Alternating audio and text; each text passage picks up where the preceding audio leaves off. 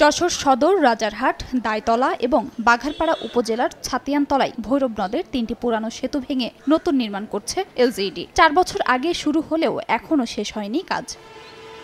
জেলার ৫টি নদীতে আরও ৫টি সেতুরও একই দশা। নির্মাণাধীন সেতুর পাশ দিয়ে বাঁশের সাঁকো তৈরি করে ঝুঁকি নিয়ে নদী পার হচ্ছেন এলাকাবাসী। প্রায়ই ঘটছে দুর্ঘটনা। ৩-৪ বছর এই কাজটা শুরু হয়েছে, কিন্তু ২-৩ দফা বন্ধ থাকার পরে আবার চালু হয়, আবার বন্ধ হয়। আমরা খুব কষ্টে আছি। ৩০-৪০ হাজার লোক এই ব্রিজ দিয়ে যাতায়াত করে। রাজারহাট থেকে আফরা পর্যন্ত ৮টা ব্রিজের কাজই অফ আছে। এলজিইডি বলছে সেতুর উচ্চতা বৃদ্ধি নিয়ে উচ্চ আদালতে মামলা চলমান। ৮টা ব্রিজের উপরে হাইকোর্টের নিষেধাজ্ঞা, অনুভূমিক এবং উলম্ব ভার্টিক্যাল ক্লিয়ারেন্স বা নেভিগেশনের কারণে হাইকোর্টের একটা মামলা আছে। এই মামলার কারণে এই কাজগুলো আপাতত বন্ধ আছে।